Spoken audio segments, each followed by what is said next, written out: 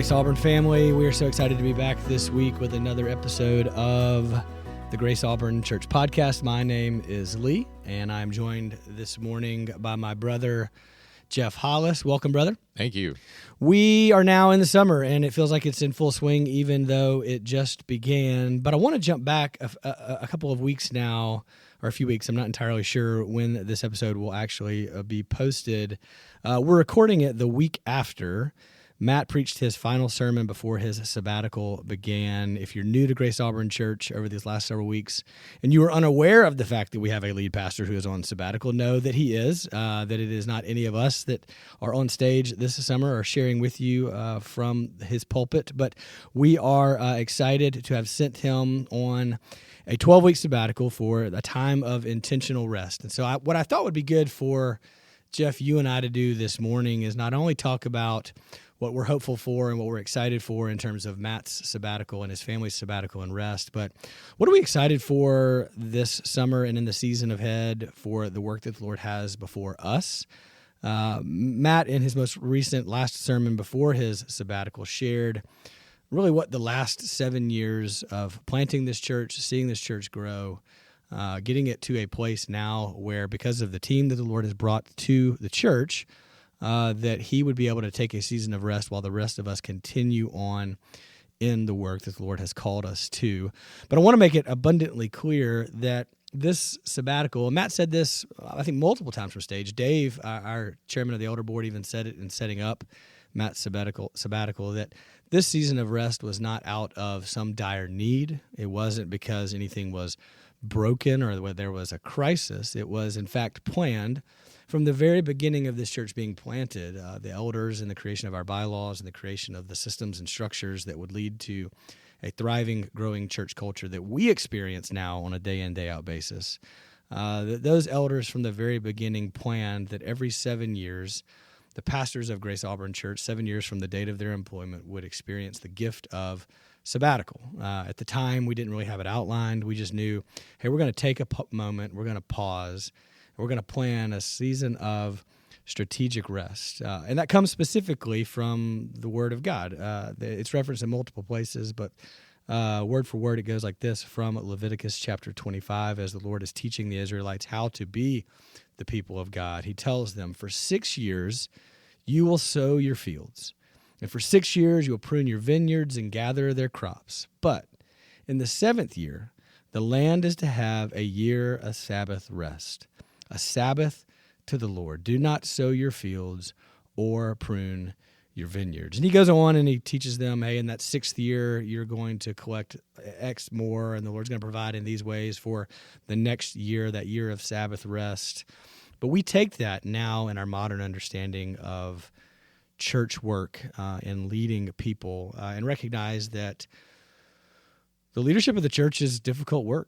It's a gift. We enjoy it, but there's much work that is done over the course of many years and months together with the people of God, where we bear a unique load as pastors. And on the 7th year, pastors are to receive, or it is recommended that pastors receive a similar type of rest to the rest that was given to the land of the people of God. But Jeff, I want to ask you this morning, as we think about Matt's final sermon, as we think about him being really for us the prototype, the one who has gone before, so to speak, in terms of resting, knowing that in years to come, in subsequent years, if the Lord leaves us here, in terms of, or calls us to continue here as pastors, that we will receive something similar as well. I was really struck by what Matt asked of us. And in some ways, I was expecting him to share in his last sermon before leaving what the Lord had been doing in him over these last 7 years. I wasn't prepared for him to ask us specifically for something, but he did, and I love the way that he did it. He asked us very specifically, at least in terms of my notes, for two things, that while he is away growing in his love for the Lord, that we as the people of Grace Auburn Church, that we would grow in a deepening love for Jesus, and that ultimately that we would be united together in that love in Jesus' name. I want to know from your perspective, and your perspective is always unique because you sit through 3 different sermons every single Sunday, it feels like. How did that land on you? Yeah. What are your reflections on his sermon as a whole? Is there anything you want to add in terms of what Sabbatical is for, or how you're excited for Matt specifically, and based on his asks of us? Yeah. Is there anything you want to share on that as well? Yeah. So I'm going to answer your questions backwards. Sabbatical, first and foremost, I think is part of the culture of this church, prioritizing rest. I remember when I first came on staff, you challenged me, and you've challenged numerous folks that have come on staff to work from rest, not work towards rest. Yeah. And I think that's the example that God has given us. And I also realize from the Gospels, when we read all of the accounts of Jesus interacting with the Pharisees, most of the issues the Pharisees had with him were that he was, bringing about the kingdom of God on the Sabbath day. And it really highlighted to show the Pharisees' misinterpretation and misapplication of what that Sabbath rest looks like. They were striving. Yeah. And so I want to take that and kind of use it to give us a little bit of shape around, what rest should look like. It looks like loving the Lord, serving the Lord, taking a break from things that are necessary, but with the intentionality of drawing closer to Jesus. And, I think that's Matt's desire for this time. And so it doesn't surprise me at all that that's his charge to us as well. As he's away doing that, we are continuing to do the work of the ministry here within the church, but also at the same time, from the very beginning of this church, it's been about Jesus. And so it doesn't surprise me at all that he's given us that challenge. Yeah. I remember when I first came to this church, the intentionality with Jesus, preaching Jesus, pointing to Jesus is one of the things that drew me in the very beginning. And so I was really encouraged as Matt went through in that sermon, what has happened over the last 7 years, just about how it all comes back to Jesus. It doesn't come back to Matt. It doesn't come back to us. It comes back to Jesus.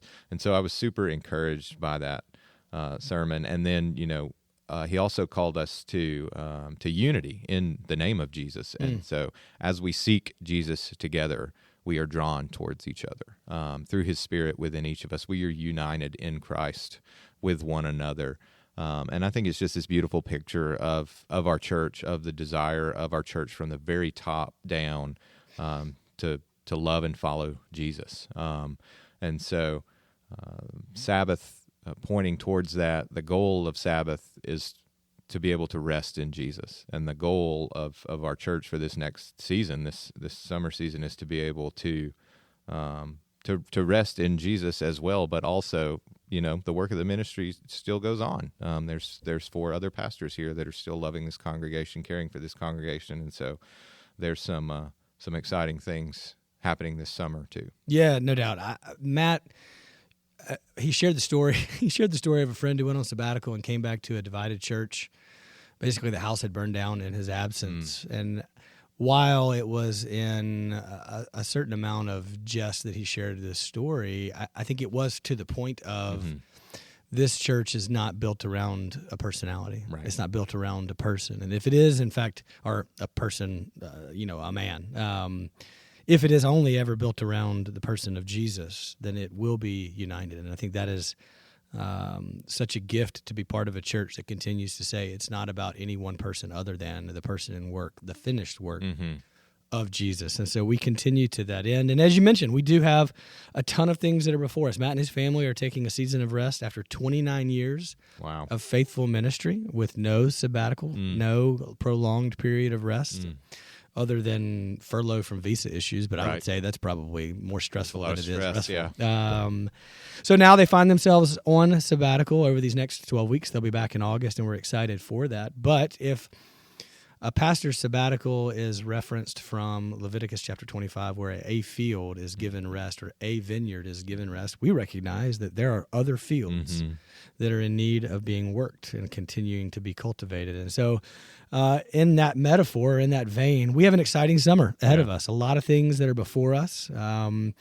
Yes, there is All Things Skyway and moving into the building this fall, and we will talk about those in a little bit. But specifically, let's break down a little bit about what's going on this summer. Let's break down a little bit of how the Lord is putting some things before us. What are some things you're excited about when we think about ministry together this summer? What are some things you're excited about? Yeah, so I'm going to try and go in chronological order here. Okay. We'll see if I can keep it straight. So next week I will be heading overseas to India for a couple weeks to encourage some brothers over there, make some new connections, and see how Grace Auburn can continue to have a connection with that place. There's a family from Grace Auburn here that has served there long term.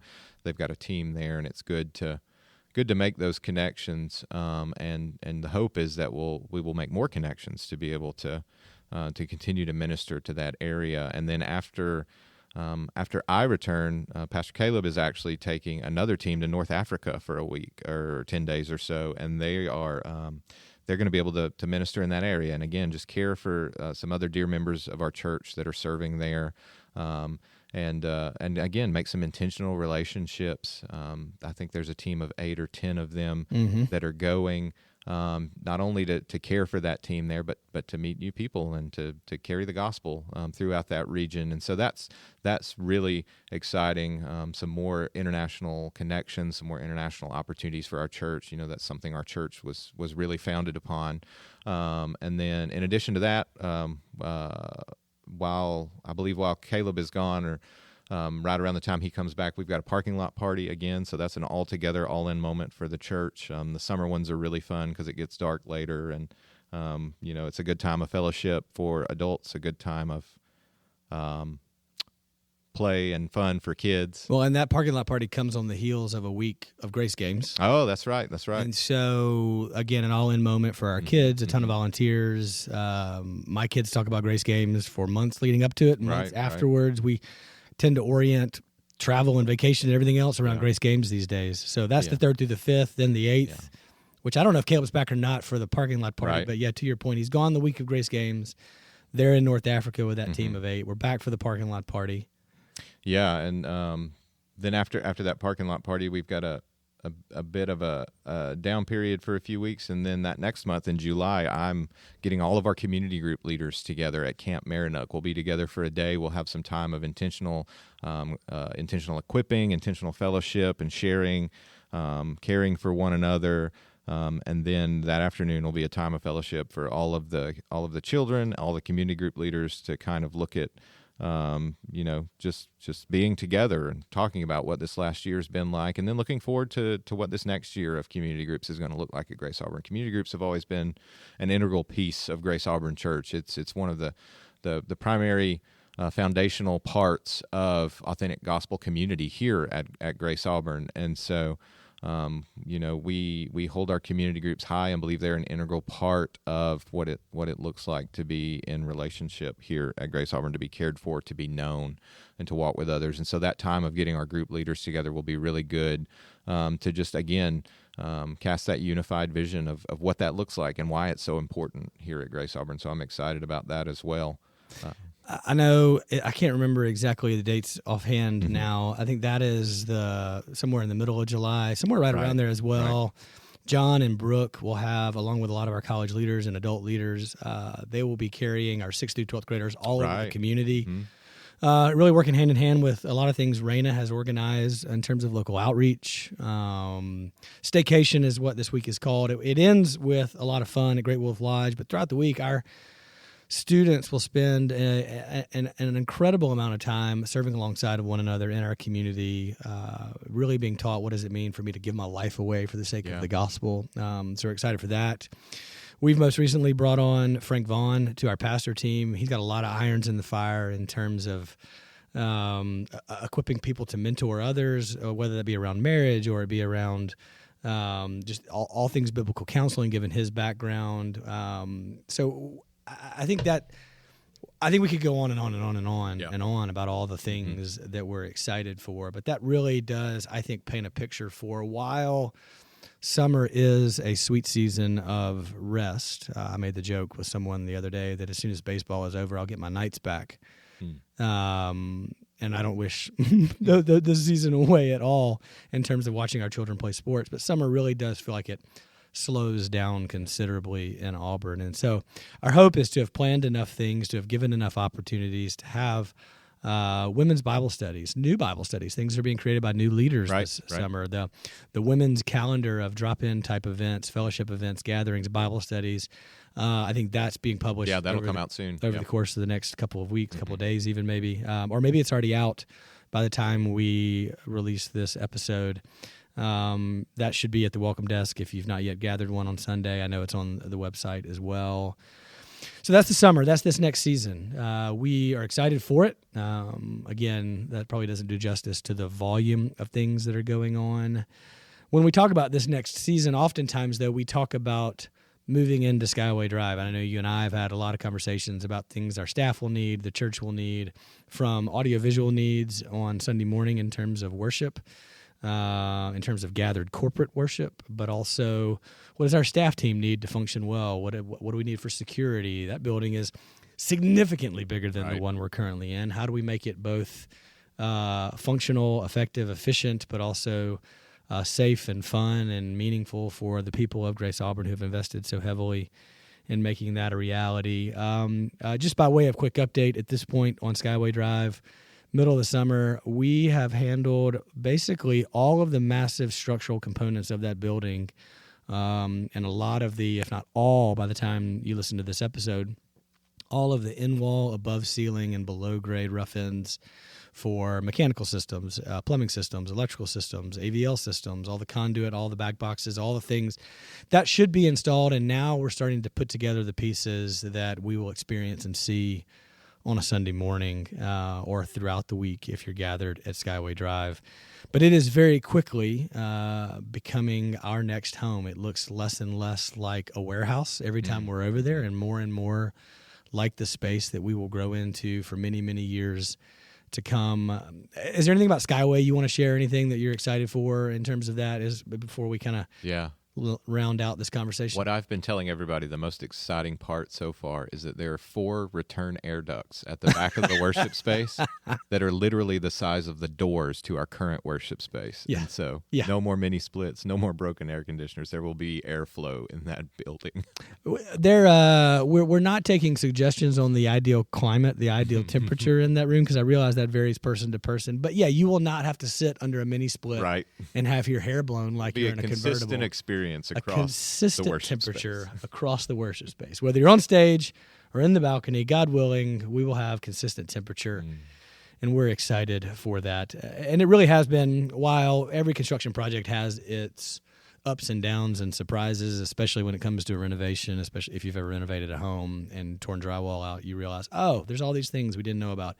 We've had our fair share of those. We've found things in that building that are quirky that we're having to tweak and change that we weren't planning on. But by and large, Jack Summer, Dave Meadows, as elders and construction team chairs, they've done an amazing job working with our contractor, Johnson Crease Construction, our architect, Chambliss King, all of the engineers that are serving with Johnson Crease and Chambliss King, our audiovisual contractor. I know you just had a conversation with them in terms of coming in and making a consistent, easy to run, easy to experience type of experience there in that worship space. And we continue to make decisions with the grid of, Lord, how can we improve on and grow from where we are, but how can we continue to be Grace Auburn Church? How can we continue to create an experience, whether it be at students or it be in community groups or it be on a Sunday morning? How does the experience not change in terms of culture, DNA, who we are? How do we continue to be pastors who are known and knowable? How do we continue to reach out to our people? How do we continue to make spaces for those who are not yet members, finding their way into the life of the church, whether that be at Grace Campus or at Grace Students or at one of our Bible studies, or another opportunity we're excited to launch in the fall is this kind of 2 12-week tracks of a discipleship training that Kevin Briggins, one of our elders, and his wife Shalonda are coordinating and running, really with your oversight, Jeff. And we're excited just for so many different things that we will begin here at 720 East Glen that will continue on into Skyway and beyond. But the project is ongoing. It is continuing. It is on time, and we are excited to see how the Lord continues to go before us. A couple last things that I'm really excited about. Yes, I'm excited about the building. Yes, I'm excited about this summer. I think the longer I sit in an executive pastor role, the more I get excited about our team. The more I get excited about my primary job description is making sure that the people whom the Lord has employed to lead the people of Grace Auburn, because if you take an Ephesians 4 model, we as pastors and directors and coordinators, we serve really to equip the saints for the work of ministry. That's right.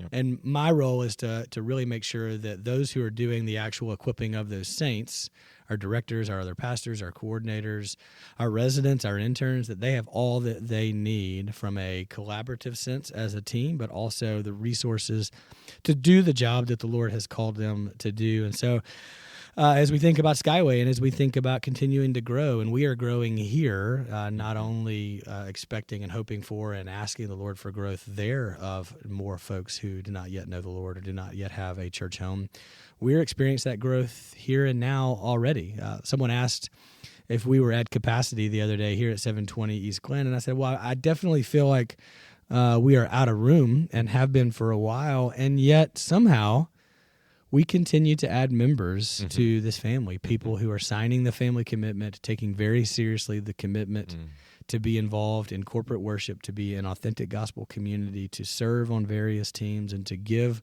joyfully and generously to the mission of this church. And so as our membership grows, so does our need for more staff, our need for elders to oversee that. And so we're in a season now as elders of considering what does it look like to add to our team of elders to care for the members of this church. And we do the same with our staff, whether it be as pastors, directors, coordinators of different ministry areas. But with that will also be, and I'm really excited in the months ahead to be able to share some developing lay leader opportunities, those who are serving without a vocational role on our team, without being paid to do so, but really volunteering their time to serve the members of this church in a unique way. So those lay leadership opportunities are upcoming. We're excited for those. We'll roll more of those out in the fall here on the Grace Auburn Church podcast. But man, it really feels like the Lord has us in a sweet season. I know when we sit around as a staff team, especially as we welcome new staff onto our team, and we're going to continue the Why Would You Want to Work for a Church series towards the end of the summer, introducing new members of our staff team. But when we sit around and whether it's we're praying for the members of the church, we're laughing together, we're working diligently, we're working through hard things, we're mourning the loss of team members, family members, wherever it is that we are, it really does feel like our team is incredibly excited about the work that we've put our hands to. Right. So, man, I'd love, Jeff, for you to wrap us up, Yeah. close us out with just kind of what are you most excited about? If there's anything else to add, your reflections on kind of where we've been, where we're going, how the Lord might continue to use us. Yeah, I think you kind of nailed it there when you said everybody that's on this team is excited to be here, and I think that goes back to that charge and that challenge that Matt gave us. The reason that we're all here, the thing that we're doing, is not for us. It's not because we just love doing this, which we do, but it's because we want people to know and love Jesus, as our church mission says. And so we're continuing to do that, and it's a blessing to be a part of a team that does that has that same vision. And everything that's going on this summer is to that end. And so I'm really excited about that. And again, that's just been the consistent connecting theme throughout the 6 years that I've been here at Grace Auburn Church. And I look forward, to the next 6 years and what that looks like and how the Lord's going to continue to grow and shape and mold this congregation, this church, to do that more, to be able to reach the city, reach the campus, reach the nations for Jesus, to be known, to be loved. And yeah, I can't be more privileged to be a part of this. Yeah. All right, brother. Well, I'm excited. Let's get into it. Yep.